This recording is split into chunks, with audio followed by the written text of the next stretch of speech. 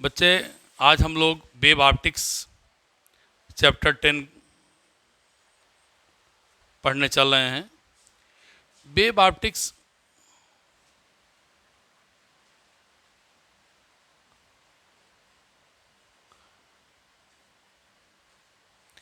की ज़रूरत क्यों पड़ी, हमने वेव ऑप्टिक्स क्यों पढ़ना चाहा, जो कि कुछ फंडामेंटल बातें हैं बेटे हम लोग पढ़े हैं। Light travel in the form of energy, light energy के रूप में चलती है और ये एक्सपेरिमेंटल प्रूव किया गया है। They travel with speed of light. तो हमें बता जाने light light is the light is a light is form of energy. Light is form of energy like heat. Light बेटे एनर्जी का रूप है लाइक हीट की तरह, क्योंकि जब हमें लाइट किसी सरफेस पर गिरती है तो वह सरफेस बेटा हीट हो जाता है। इसलिए कहा गया है light is form of energy like a heat. Experimentally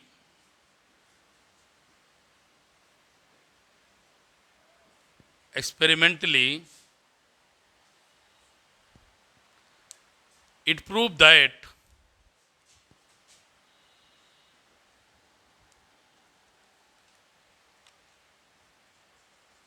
it proved that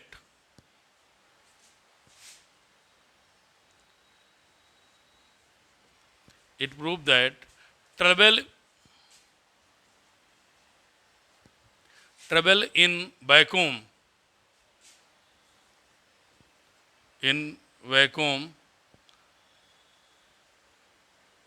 or space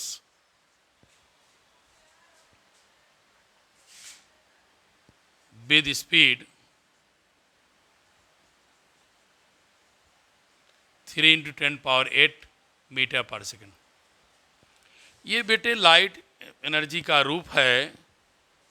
experimentally हम प्रूव कर चुके हैं कि light travel in a space with speed of light 3 into 10 power 8 metre पर सेकेंड। बेटे हम इससे के बाद आते हैं Newton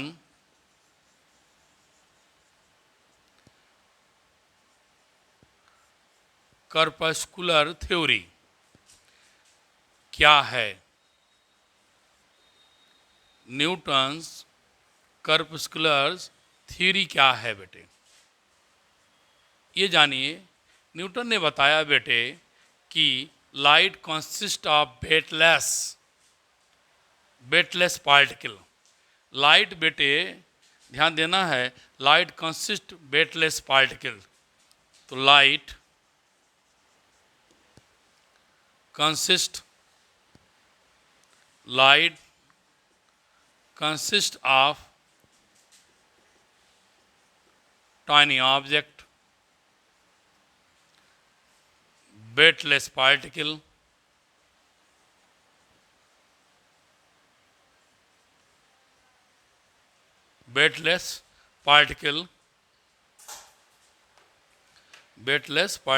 called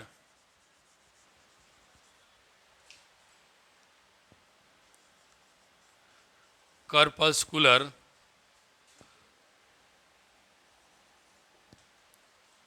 which travel with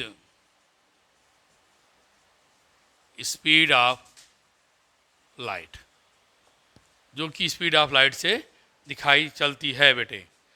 ये टाइनी ऑब्जेक्ट को कर्पस्कुलर्स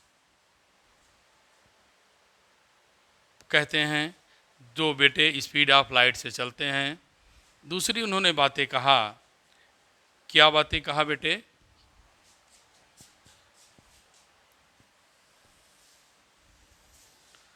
न्यूटन जी ने अपने सेकंड थीम उनके क्या विचार थे ये अब बताने चाह रहा हूँ।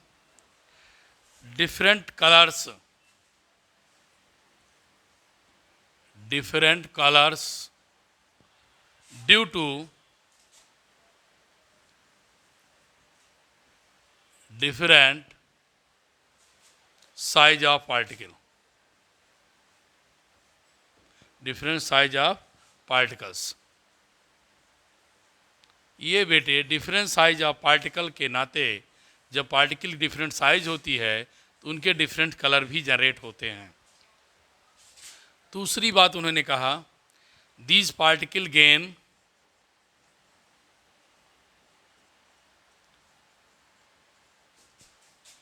These particle gains kinetic energy.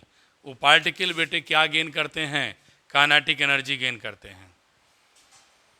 और बेटे लास्ट उन्होंने बताया, when these tiny particles when these tiny particles fall on the retina, जब वो बेटे रेटिना पर गिरता है, retina of I, they stimulate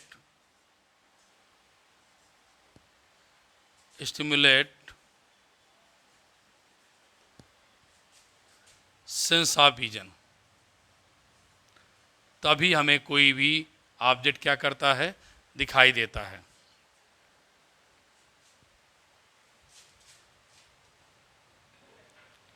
This theory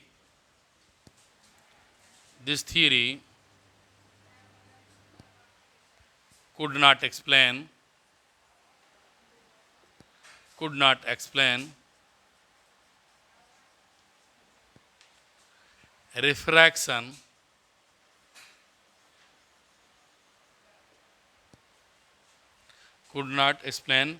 refraction interference,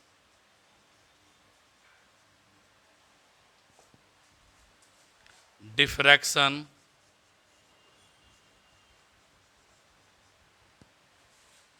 and polarization of light.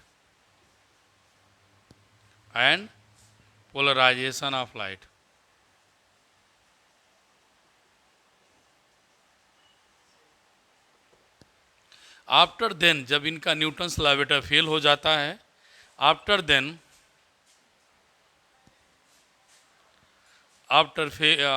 Failures of Newton theory, हम लोग बेटे हाइगन्स वेव थ्योरी पर आते हैं. उसके बाद ही हम after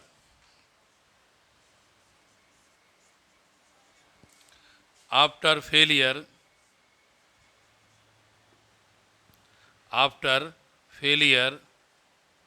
of Newton theory put forward the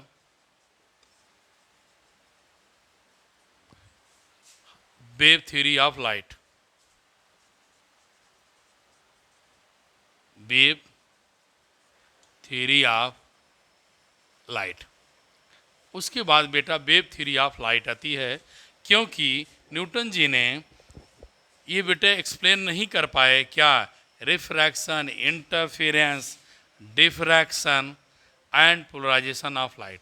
जब इन्होंने एक्सप्लेन नहीं कर पाए इन सब बातों को, तब बेटे उनकी बातों को, न्यूटन जी की बातों को फॉरवर्ड किया वेव थ्योरी ऑफ लाइट से हाइगन्स ने. तब बेटे हाइगन्स थ्योरी बाद में हमको आती है.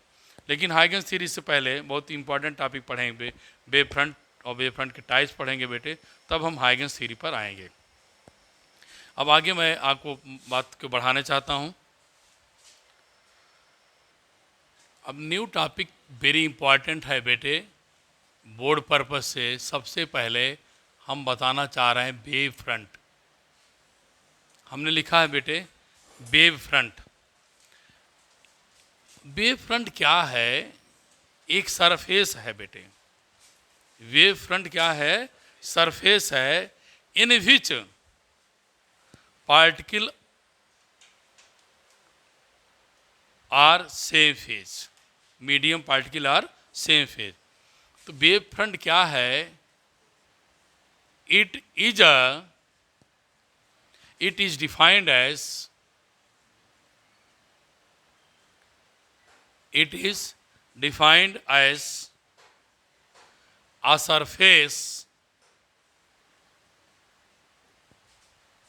a surface of constant phase। बेटे वेव फ्रंट एक सरफेस है, वेव फ्रंट एक सरफेस है किसका? कांस्टेंट फेज का। ऐसा सरफेस बेटे जिसमें फेज कांस्टेंट हो उसे हम वेव फ्रंट कहते हैं। हम ऐसा सरफेस लें जिसका फेज क्या हो? कांस्टेंट हो। जैसे बेटे मान लेते हैं कहीं भी स्टिल वाटर, शांत वाटर में हम डिस्टरबेंस क्रिएट करें। जब हम डिस्टरबेंस क्रिएट करते हैं तो हमें जो वेव जनरेट होती है बेटे, अगर आप टॉप से देखेंगे, ऊपर से देखेंगे, तो बेटे हमें स्फीरिकल वेव फ्रंट मिलेंगे। इस सरफेस को हमने वेव फ्रंट कहा। क्यों कहा? क्योंकि फेज क्या रखता है बेटे? Position and direction. फेज के पास दो चीज रहती है, पोजीशन एंड डायरेक्शन। फेज के पास क्या रहता है? पोजीशन और डायरेक्शन। तो पोजीशन का मतलब हुआ बेटे हमारा यहाँ से जो डिस्टेंसेज हैं, जो रेडियस है, वह बेटे सेम होनी चाहिए। में भी हो सकता है हमारी रेडियस ठीक बराबर ना हो, लेकिन मैं कॉन्सेप्ट समझा रहा हूँ कि बेटे क्या है कि फेज कांस्टेंट होना चाहिए। फेज कांस्टेंट हम बोल रहे हैं, इसका मतलब हुआ फेज कांस्टेंट है, इसका मतलब हुआ रेडियस का मतलब है बेटा डिस्टेंस, डिस्टेंस मतलब पोजीशन। तो ऐसा सरफेस बेटे जिसका फेज क्या हो? कांस्टेंट हो। फेज कांस्टेंट का मतलब समझ गए?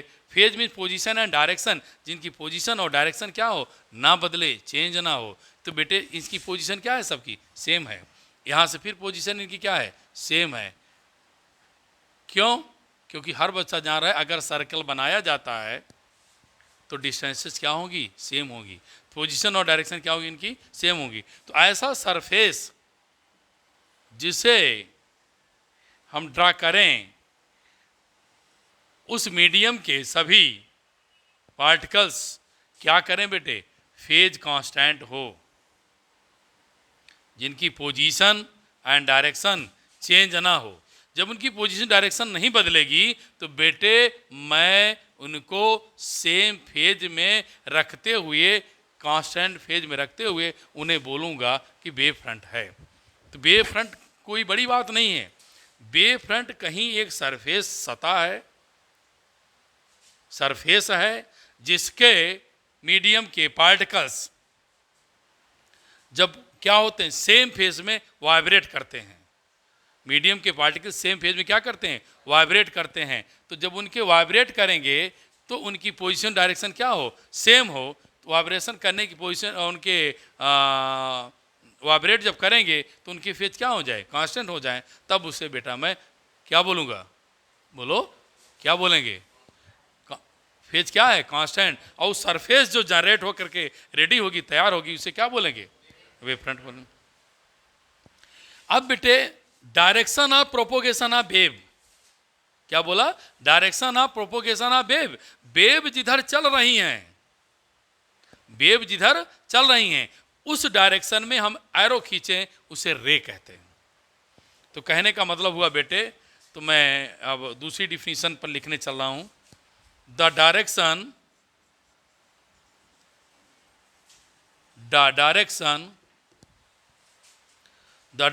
in which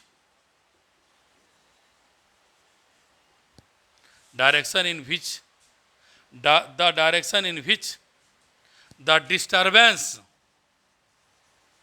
क्या लिख रहा हूं बेटा, ध्यान देना, डिस्टर्बेंस, डिस्टर्बेंस, जिधर डिस्टर्बेंस हो, the direction in which disturbance is propagate, is propagated, disturbance is propagated, is called ray. The direction in which disturbance is propagated, जिस दिशा में डिस्टर्बेंस हो, चले, डिस्टर्बेंस की डायरेक्शन को बेटे क्या नाम दे दिया, रे कहूँगा। और यह हमेशा सरफेस के परपेंडिकुलर होगी, रे हमेशा सरफेस के परपेंडिकुलर होगी। अगर आप रे ड्रा कर रहे हैं तो यह सरफेस के बेटे क्या होगी, ऑलवेज परपेंडिकुलर होती है। तो मैंने आपको बता दिया वेव फ्रंट कुछ नहीं है बेटे, कहीं डिस्टर्बेंस किया जाए तो जो सरफेस जनरेट हो उससे जो सरफेस जो बेटे सरफेस जनरेट हो जिनमें मीडियम के पार्टिकल वाइब्रेट करें डिस्टर्बेंस के बाद, उनका फेज क्या हो, कांस्टेंट हो, उसे बेटा क्या कहते हैं, वेव फ्रंट कहते हैं। और डायरेक्शन ऑफ प्रोपोगेशन डिस्टर्बेंस, जिधर डिस्टर्बेंस की डायरेक्शन हो, जिस तरह डिस्टर्बेंस हो रहा हो उस तरफ क्या करते हैं बेटे, उसे हम रे से डिनोट करते हैं। मतलब डिस्टर्बेंस की डायरेक्शन को रे कहते हैं, डिस्टर्बेंस की डायरेक्शन को रे कहते हैं। और जहाँ से हम कोई ऐसा सरफेस पाएँ जिसमें मीडियम के पार्टिकल जब बेटे कण पार्टिकल वाइब्रेट करें तो वह सेम फेज में वाइब्रेट करें तो उन्हें क्या बोलते हैं, वेव फ्रंट। जैसे ये तो मैं टॉप से देखा बेटे, टॉप से व्यू आपने लिया, लेकिन अगर आप इसे बेटे साइड से देखेंगे तो इस प्रकार से वेव जनरेट होती है।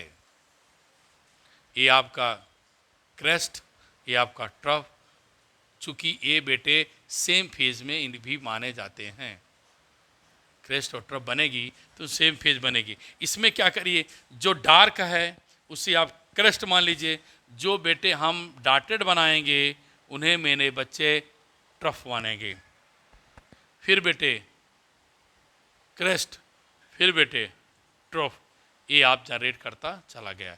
तो जो हाईलाइटेड है उससे बेटे हमने क्रेस्ट दिखा दिया, जो डॉटेड है बेटे उसको हम क्या दिखा देते हैं, ट्रफ से दिखा देते हैं। शायद हमारे बच्चे समझ में आ गया मैं क्या समझाया उन्होंने, समझ में आया। कहीं भी कोई भी आए, हम किसी भी मीडियम में डिस्टर्बेंस करें और मीडियम के पार्टिकल सेम फेज में हों, सरफेस पर मीडियम पार्टिकल सेम फेज में हो तो सेम फेज में वाइब्रेट करें तो बेटे पोजीशन डायरेक्शन कांस्टेंट होगी, तो उस सरफेस का नाम दे देते हैं वेव फ्रंट कह देते हैं। उस सरफेस क्या नाम दे देते हैं, वेव फ्रंट। और जिधर वो प्रोपोगेट करती हैं वेव डिस्टर्बेंस, वो चलती हैं, डायरेक्शन ऑफ डिस्टर्बेंस, जिस डायरेक्शन में आपने डिस्टर्बेंस किया उसे बेटे क्या बोलते हैं, रे बोलते हैं। अब हम पढ़ेंगे टाइप्स ऑफ वेव फ्रंट, चल रहे हैं टाइप्स ऑफ वेव फ्रंट या शेप ऑफ वेव फ्रंट। सब बोर्ड में पूछे हुए क्वेश्चन है बेटे, बहुत ही इंपॉर्टेंट टॉपिक पढ़ रहे हैं आप। शेप ऑफ वेव फ्रंट, पहला शेप है बेटे स्फीरिकल वेव फ्रंट। क्या लिख रहा हूं मैं, ध्यान से देखेंगे, स्फीरिकल वेव फ्रंट। स्फीरिकल वेव फ्रंट कैसे बनेगा, ध्यान सुनो। It is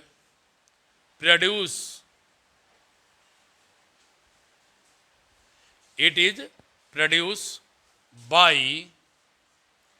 a point source of light.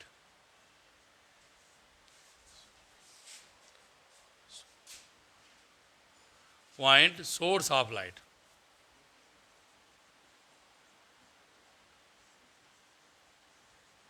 Board में आपसे क्वेश्चन पूछा गया है कि पॉइंट सोर्स से कैसा वेव फ्रंट बनता है, स्फीरिकल। ये भी पूछता है स्फीरिकल वेव फ्रंट से क्या, इस पॉइंट सोर्स क्या जनरेट करता है, स्फीरिकल वेव फ्रंट।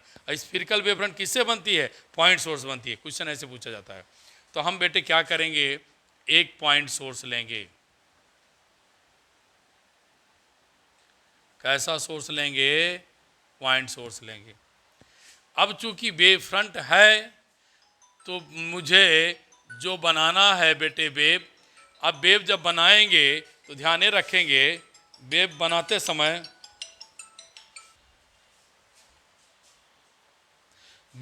समय हम लोग ध्यान रखेंगे कि जो रेडियस लेंगे वह सेम लेकर के हमने आपको एक स्फीरिकल बना दिया। रेडियस सेम लेकर के एक स्फीरिकल वेवफ्रंट बना दिया। बड़े मन से पढ़िए, इसको समझ चुके हैं। हमने क्या कहा? स्फीरिकल वेवफ्रंट कैसे बनता है? पॉइंट सोर्स से बनता है। पॉइंट सोर्स से क्या बनेगा? स्फीरिकल वेवफ्रंट बनेगा। तो बेटे मैं पॉइंट सोर्स ले लिया, रेडियस आर ले लिया, तो अब जो वेवफ्रंट बनेगी वो सब बच्चे जान गए वह सेम फेज में होगी। अगेन बेटे फिर और बनाइए, आप ऐसे बना सकते हैं, फिर ऐसे बना सकते हैं। लेकिन बड़ी अच्छी बात है समझना, हमको समझाना क्या है। अब यहां से एक रे लाइन खींच दीजिए, उसे बेटे हम रे कहते हैं। अब बच्चे सोचेंगे सर रे आपने बना दिया, रे क्या है? रे is the give the direction of propagation of disturbance. किस दिशा में डिस्टर्बेंस किया है उस डायरेक्शन कौन शो करता है? रे। जिधर रे खींच दी जाती है वह बेटे हमको डिस्टर्बेंस की डायरेक्शन शो करती है। इसका मतलब ये जो मैंने एरो बना दिया बार बार, इसके चारों तरफ फैल कर करके डिस्टर्बेंस हो रहा है। चारों तरफ जो फैल रहा है वो क्या है बेटा? डिस्टर्बेंस है। ये क्या है? Disturbance in all direction. क्योंकि हमारी रे कहाँ है? ऑल डायरेक्शन में। डिस्टर्बेंस क्या हो जाएगा? ऑल डायरेक्शन हो जाएगा। दूसरी बात, अगर इसकी इंटेंसिटी निकालें तो वह proportional to square of distance.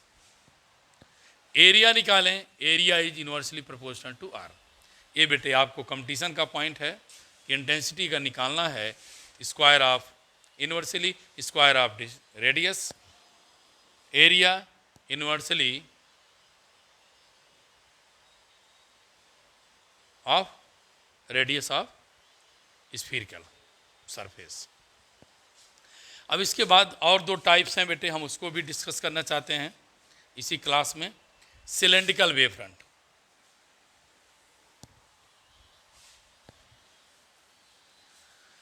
अगला आपका है cylindrical wave front.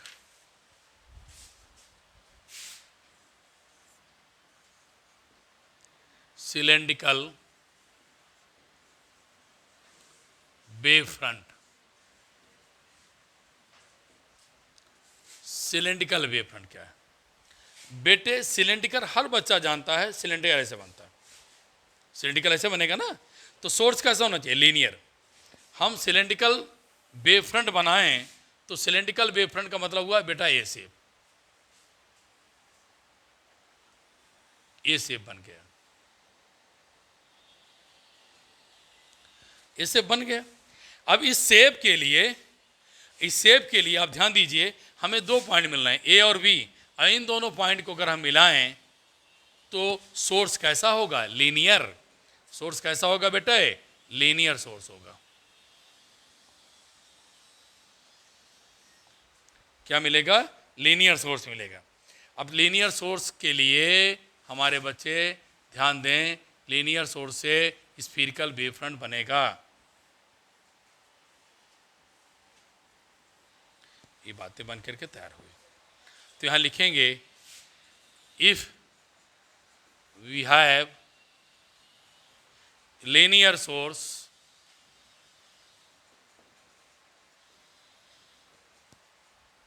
then the wave front is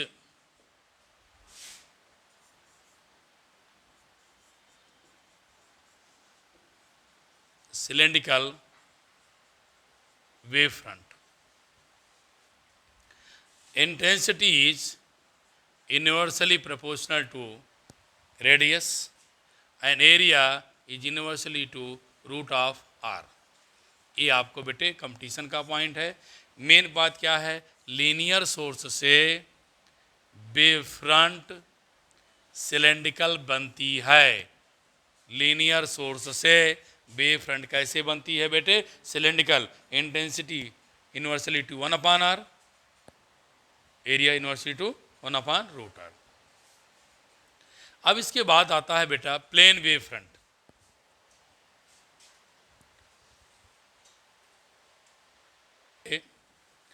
plane wave front,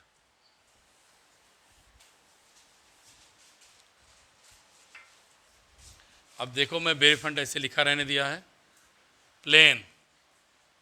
हर बच्चा जानता है अगर हम छोटा सा टुकड़ा गिराएं शांत वाटर में, स्टिल वाटर ठहरे हुए पानी में, तो टॉप से देखेंगे बेटे तो स्फीरिकल वेव फ्रंट बनेगी, लीनियर सिलेंड्रिकल बनेगी।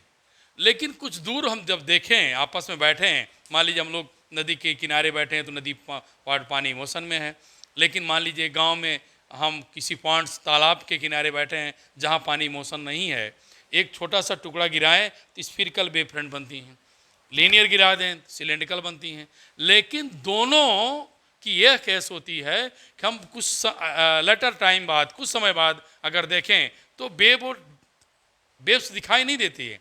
तो हम लोग आपस में चर्चा करते हैं, यार मेरे दोस्त क्या बताएं, अब तो वेव बंद हो गई, अब तो वेव नहीं चल रही है। नहीं, वेव चल रही है, लेकिन वो कैसे हो गई, प्लेन हो गई।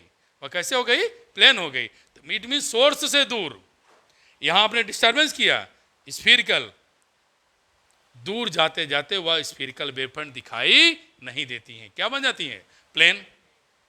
जहां आपने डिस्टर्बेंस किया वहां तो स्फीरिकल बना, लेकिन आप दूर तक देखेंगे तो बना हुआ नहीं दिखाई देता है।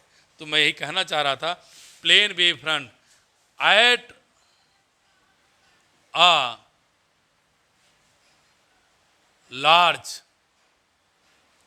a large distance from a source, a small portion, देखिए ध्यान से बेटा, small portion of the sphere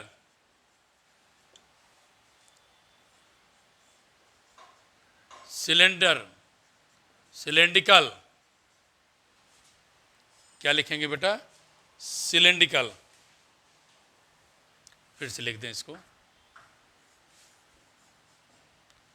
cylindrical.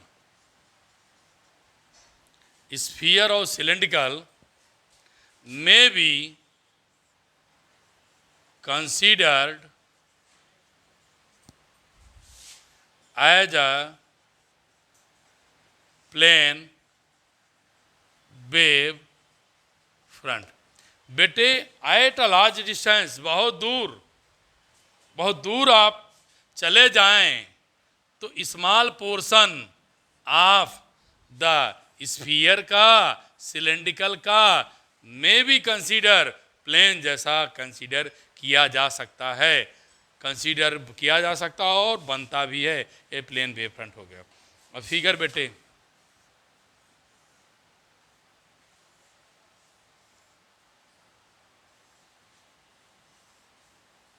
चूंकि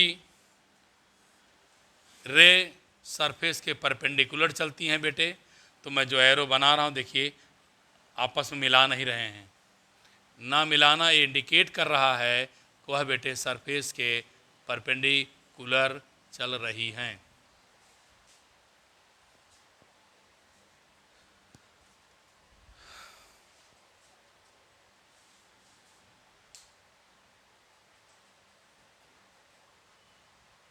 दो छोटी और टॉपिक लेंगे, फिर बेटे आज के सेशन को क्लोज करेंगे, बस वेट करिए। उसके बाद बेटे हम दो छोटी छोटी और वेव फ्रंट को पढ़ेंगे। A group of parallel ray of light, a group of parallel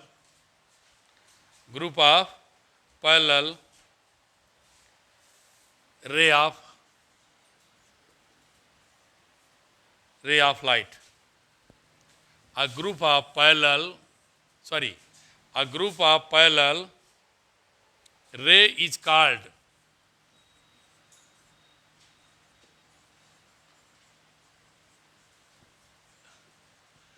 beam of light.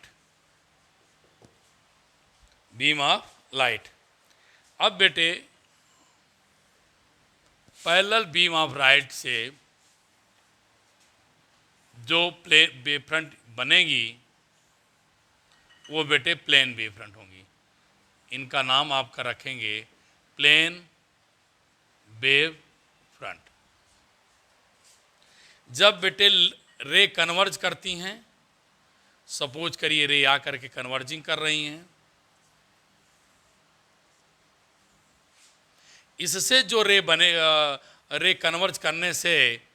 रे के कन्वर्ज करने से बेटे जो वेव फ्रंट मिलती है, इस वेव फ्रंट का नाम है कन्वर्जिंग स्फीरिकल वेव फ्रंट। इसका नाम क्या है? Converging spherical wave front. जब बहुत सारी लाइट कहीं आके मिलेंगी तो जो वेव फ्रंट बेटे सरफेस बन के रेडी होगा, उसका नाम है कन्वर्जिंग स्फीरिकल वेव फ्रंट। अब बेटे किसी पॉइंट से रे बाहर निकल रही हैं, तब इस वेव फ्रंट का नाम क्या होगा बेटे? चूंकि लाइट डाइवर्ज हो रही हैं, बाहर फैल निकल रही हैं, इस वेव फ्रंट का नाम है बेटे कैसा? डाइवर्जिंग। क्या नाम देंगे? Diverging spherical wave front. ध्यान देंगे बेटे, डाइवर्जिंग मीन्स फैलना, डाइवर्जिंग स्फीरिकल वेव फ्रंट। जब लाइट बाहर निकल रही हैं, उन्हीं के सहारे इसका नाम दे दिया गया डाइवर्जिंग स्फीरिकल वेव फ्रंट। यह बेटे बहुत सारी लाइन किसी पॉइंट में गिर रही हैं, उनसे जो वेव फ्रंट हम रेडी करेंगे उसका नाम कन्वर्जिंग स्फीरिकल वेव फ्रंट के नाम से जाना जाता है। मैं आज इस लेक्चर को यहीं पर क्लोज करूंगा बेटे। हमारे बच्चों को शायद आज का लेक्चर समझ में आया होगा और आप लोगों को मैं आज वेव फ्रंट टाइप्स ये सब बताया बेटे। अब मैं कल आगे हाइगेंस प्रिंसिपल को बात करूंगा नए लेक्चर में। और आप लोगों को बहुत बहुत धन्यवाद। लाइक सब्सक्राइब करते रहेंगे, आप लोगों को बहुत प्यार मिल रहा है, ऐसे बना रखें। और अब मैं शुरुआत इलेक्ट्रोस्टैटिक से कंपटीशन की भी रिकॉर्डिंग 2-4 दिन में आपको 20 ईयर के 15 ईयर के पेपर आपको मिलते रहेंगे। थैंक यू बच्चों, सारे बच्चों को बहुत बहुत धन्यवाद।